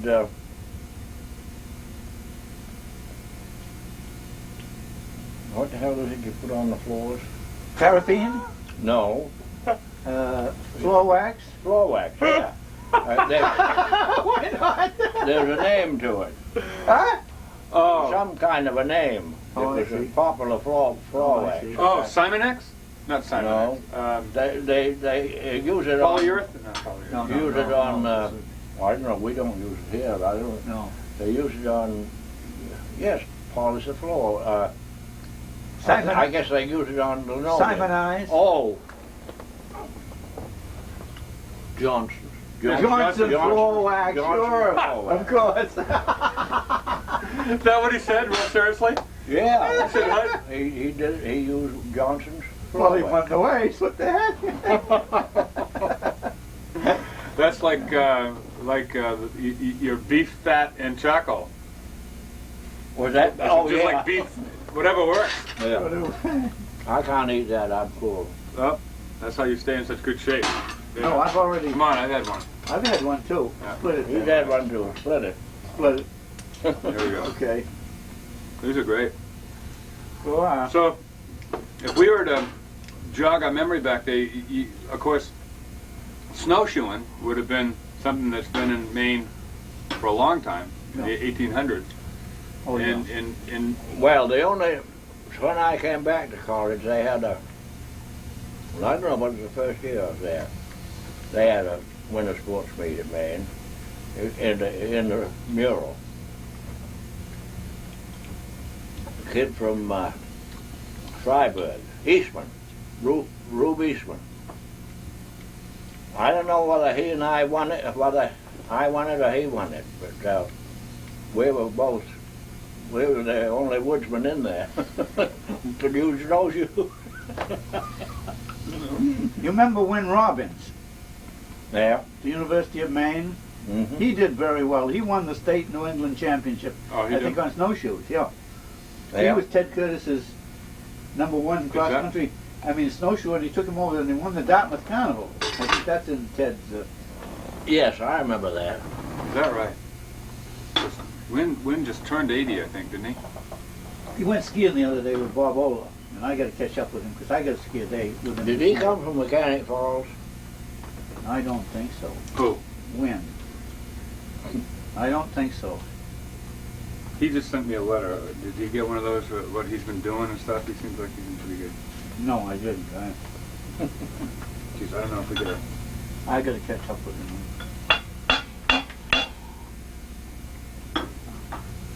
I'm surprised that you guys are putting so much time into this. What are you going to do with it? Well, Why are you surprised? Because we won't make any money? Well, one thing, yeah, I don't know how you can make money out of it. No, we we're not- won't make any. we're not going to make any money. No, hell I'll no. tell you, what I started with it because, I mean, I started with it because I thought about, first of all, my mother gave me a bunch of stuff and I looked at it and I said to myself, geez, if this was ever lost, no one would know about it. That was initially why I started it. And then also I was doing my doctorate at Harvard and I was doing research on youth sports in America. Oh, And I liked it. It was a lot of fun doing the research, and I realized there wasn't much information. I couldn't find much information. And then I said to myself, geez, no one's ever documented it. It would be kind of fun to document skiing in Maine. I didn't think I'd ever really get into it this deep. And as Dana and I have gotten into it, it's just become more and more interesting.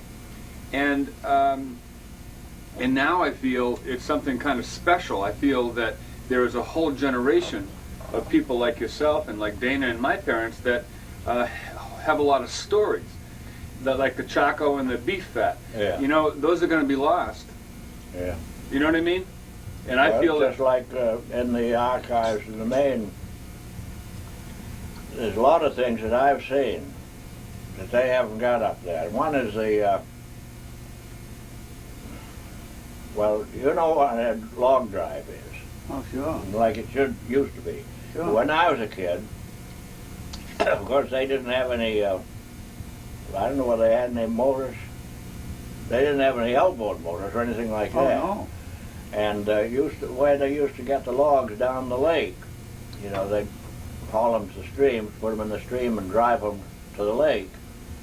And usually the mill would be at the foot of the lake. And on account of the roads, there's no way to get it. So we had, what they call the headworks. And the headworks was a raft, and they had a turnstile in the center, a big log about 3 feet so in diameter Yeah. and about so high. And they had big holes. I don't know how they ever got such big holes through them. Big auger. And they put poles Oh, Oh, through the, and then you could, yeah. it's two men. Yeah, I see. Well, that'd be a on- good upper body workout, And huh? they'd wind, God. and they'd wind that up to pull the boom. You know, you've seen a boom along. Yeah. Yeah. They'd tie that, pull that boom up the length of that rope, and then they'd pull or paddle the headworks ahead, get another length, and that's the way they got. And they'd anchor it and then pull against the Yeah, anchor? that's the way, I yeah. never knew that. Yeah, that's the way they got the I logs never down knew. the I lake. thought, I just never knew how that they got and moved these things, you That's see? the way they did it.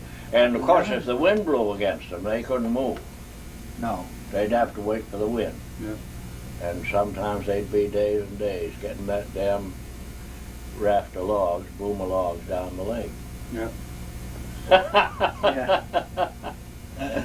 But I mean, there's quite a lot of things like that I knew of. Sure. I'm that old that Yeah. today they Today are absolutely gone. and that's why I really admire what you're doing.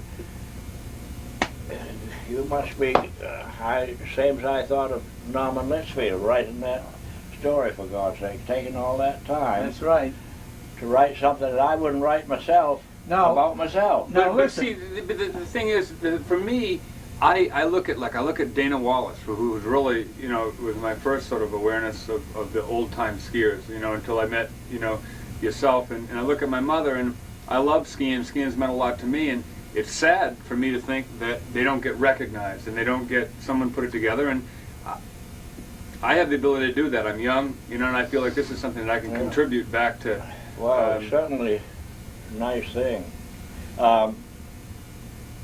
I don't know where Allie Merrill is now, but if you're meeting this summer, he could Allison add a lot Merrill. to that meeting. Allie Merrill. Allison, isn't it Allison? Allison, yeah. Allison Merrill. Yeah. He went out to the Olympics. I went out and officiated at in the cross-country events in 1960 Olympics with Chummy Broomhall.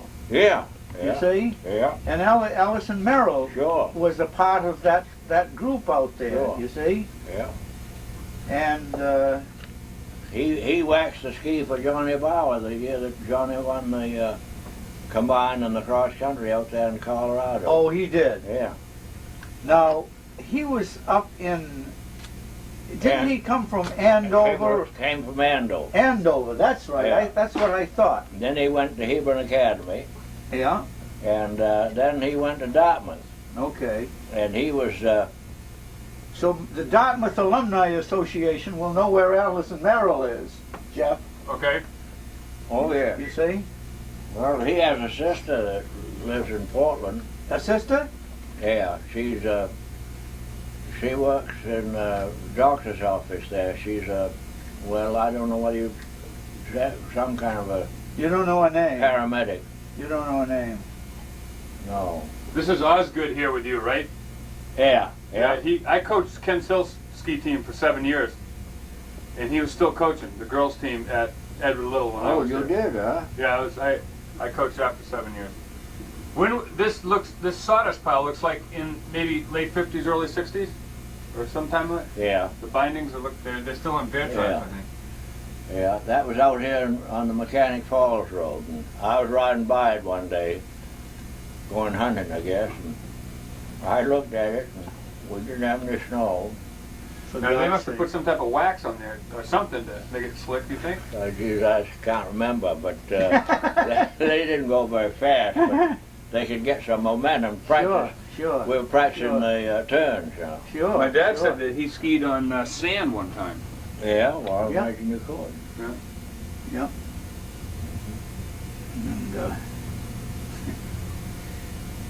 And, Well, do you think we've should have about time to close it up? I don't want to keep Zeke.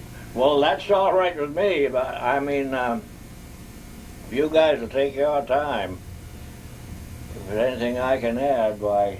I would like for you to, if you would, I'd love for you to come up to the May meeting, because I think that this whole idea of the winter sports, to me, is sort of like is the introduction to skiing in Maine. Yeah. Well, we didn't really tie down, did we? We haven't tied down yet when they started this winter sports program. We know now that they split split it off and had Well, just it a was suite. in the it 36. was in the early 20s. Do you remember any of the people at that time, Zeke? who- Of course, the only thing that they had in skiing then was the jumping and cross country. and cross country. Now, didn't they have the slalom then? No, they had the slalom. The first year they had the slalom, I think, was the year that we went to Caribou. By God, that would give us the date in that. That thing that you got. Which- Well, you see, Caribou, when I The started Zeke Dwelley coaching, story, you mean? In Yeah. your thing? when I started coaching and took my team up to Caribou to compete with them, this was in 1939, 1940, they had the slalom on the hill up there where the jump was. When was that, Dana? This was in At 1940. Bay. No, I'm talking now about up to Caribou. They had a Oh. bowl and they had a jump Yeah. up there, right? Yeah. And they were going down, and this guy was snaking down through this thing, and I said, "Who the devil was that?" It was Jim Briggs. Do you remember him? Yeah. You remember that? Sure. Jim Sure, Briggs? I remember. Was he from Presque Isle? No, he was from Caribou. Caribou, And he yeah. was later in the Oh, legislature. sure. Yes, I remember him well. Is he dead now? He's dead now, yeah. He died a number of years ago. Yeah. Oh, yes. I think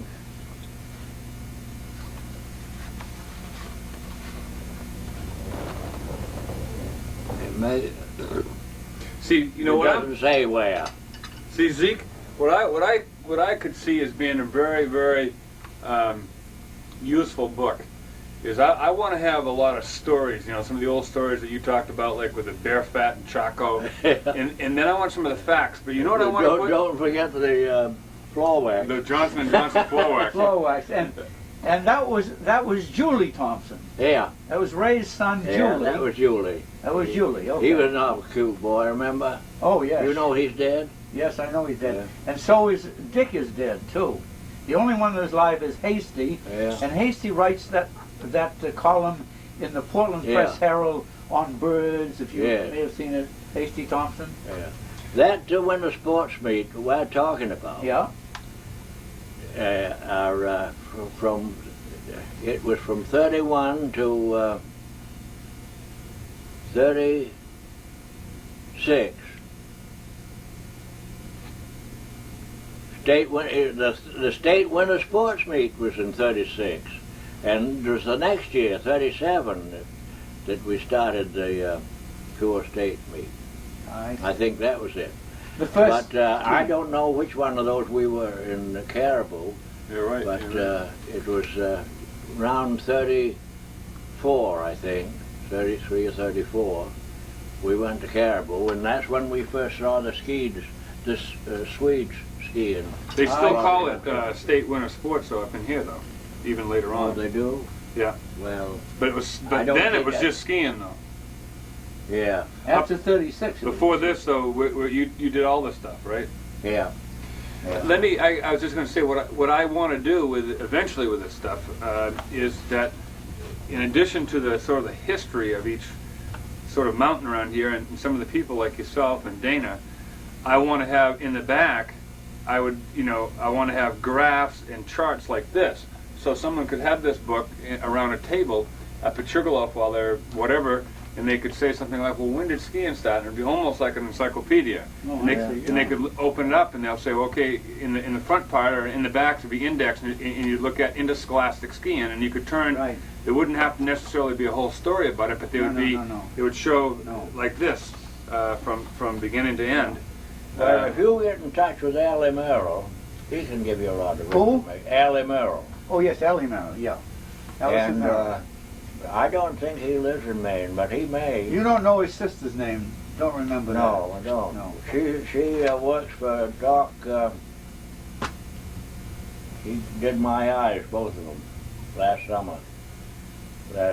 spring and summer, down in Portland. He's an eye doctor. His father was a minister here. He went to Edward Little. He's a hell of a good eye doctor. And she works. He's got there's 4 doctors there. Three of them. Oh, I see, yeah. And they've got a new building, and they got everything so well organized. And that's where she was. And that's where she works. Yeah, that has nothing to do with skiing. But Well, I know, but she might be a key to Well, find out who this yes, doctor is. yeah. If you find out. yeah, I wouldn't be surprised if Julia. Suppose your wife would remember who the doctor is? He was thinking Oh yeah, Colin. she knows who the doctor is. Let me ask who the doctor is. Who that eye doctor is that I went to. Yep. Funny, my. So I Zeke, don't- you started at Edward Little what year? 1930. 1930. Yeah. And stayed and coached there the ski program Yeah. for how long? I retired from ski coaching.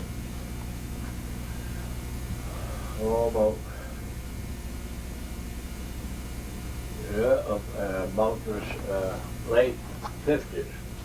Late 50s, and is that when Osgood and those guys took over? Yeah. Did you know Al Harvey too? Oh yeah. And I can't think of this or that, don't you know? Well, But I can think of something that happened 100 years ago. well, I can too. But you know, if what happens to me, if I can't remember a name, I just put it aside and then let my mind. And then Yeah. after a while, it'll come back to me. Well, that's the way it be, Here yeah. it is. But Dr. Holt, HOLT, and the area code is 1-800-782-98. 82. Zeke, looks like you've got a nice family here. Yeah. Wonderful. Yeah, did you want Yes, one? we You can have. the keyboard. Well, Yeah. all right. You got Just, several. yeah, several. All right, fine. I'll show you an antique couple. I don't believe you've ever. And Supervisory of. yeah, I entered these soldiers for training. Sure. You know, in the state. The Gave them government- jobs. Government and that paid sort the of half. thing. Yeah. Yeah. And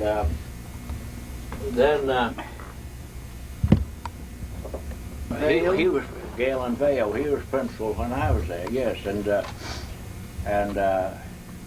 they went the first year I was gone. See, let's see, 40. I went there 46, and well, it was early in 46. So in 46. They didn't have anybody to coach skiing, so Frank Wimmer, who was a hell of a nice guy. I know Frank. Sure, you He know. taught Frank. down to Lisbon a while. Yeah, yeah. And Frank coached skiing, and they didn't have much luck. I No. guess didn't happen to have the skiers or something. Anyway, after I was gone for that year, or maybe it's 2 years, but Galen wanted me back to coach skiing. So I went back and finished my term teaching. Well, you see, the Veterans Association, the Veterans Administration, they paid a lot better than teachers. Oh, sure. Yeah, they made fun of the teachers' pay, and I was making fun of myself for teaching for such a low salary. I think between $5,000 and $6,000, the best salary I ever got teaching. Oh, sure, I know. Yeah. And you did pretty well to get it even up to that level, Well, considering. yeah, I guess I did. Sure, I mean, yeah. But anyway, that's how I happened to come back, and I don't know how I happened to tell you this. Something you said up there. But Oh, I asked you about the Auburn Ski Association. oh yes, yeah. And Galen was the one that I said, well, Galen, I said, I don't know, there don't seem to be much material here. We had a couple of big boys, they were brothers, Peyton, Don Peyton and Dwight. And they were damn nice kids, but Dwight, he was a little on the, well, I guess you could call it the bully side, you Yeah. know? And guys like that really, they told Frank what to do, you know, Yeah. that was it. And Galen knew damn well that wouldn't happen if I was him. So I came back and we started winning again. Look, to give you an idea of what people sink to, we've got an organization, ski-mobile club, snowmobile club. Yeah. And we call ourselves the T-Bilers. And I had that up on a trip we took Monday. We had more people than usual. Had a kid from California I used to have up in the woods. And so I took that big, we'd been doing with 2 small sea boilers. We'd never have enough. So I took that damn thing. That's how I happened to bring that out. Sure. Of course, later years on the Voyageurs, I got through with those old, in the 60s. We bought 2 just that same size, made of stainless steel. Well, they're much easier, see. Sure. So we formed this snowmobile club quite a few years ago, and I want you to read the qualifications there. I don't think either one of you could qualify. Well, that's what I understand. I think I'll read the first one, Dana. I think I could qualify. You said a little bit about this on the phone, and I told you that I could qualify for part of it. I know that. To qualify for membership in this very unique and exclusive club, the candidate must be sick, lame, lazy, and senile. Yeah, I told you right off the bat. I'm a candidate. All right. Exception. A. If lacking in any or all above qualities, an applicant is seemingly as particular eccentric as the original 6 charter members, and if instead of being senile is slightly wood square, he may be considered eligible for membership. Article 2. An applicant must present his application 5 years prior to the balloting. This period may be interpreted as 5 days because it is the firm belief that the charter members that this group of senile telocious bushwhackers have more fun in 5 days in January than other people have 5 years.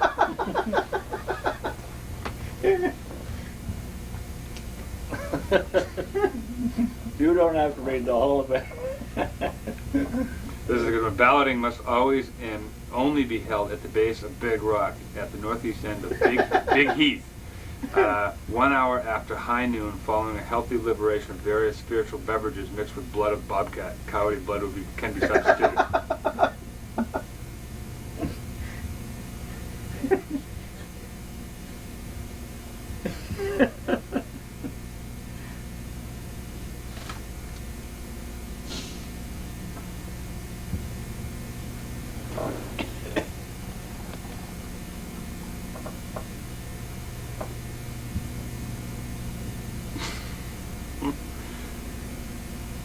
That's funny. You see, a man's got to be senile to write anything like that. That's funny. That's funny. Smith, Marion Haskell. Zeke, that's quite a knife up there. Huh? Yeah, the boys, I used to run these wilderness trips. I ran them for 30 years on the Allegheny. 35 years. Is that how you ran into Gordy? Yeah. Or is that you taught Well, no, I had Gordy in school. Edward Little? Yeah, Edward Little. And he knew about my trips, and he wanted to go.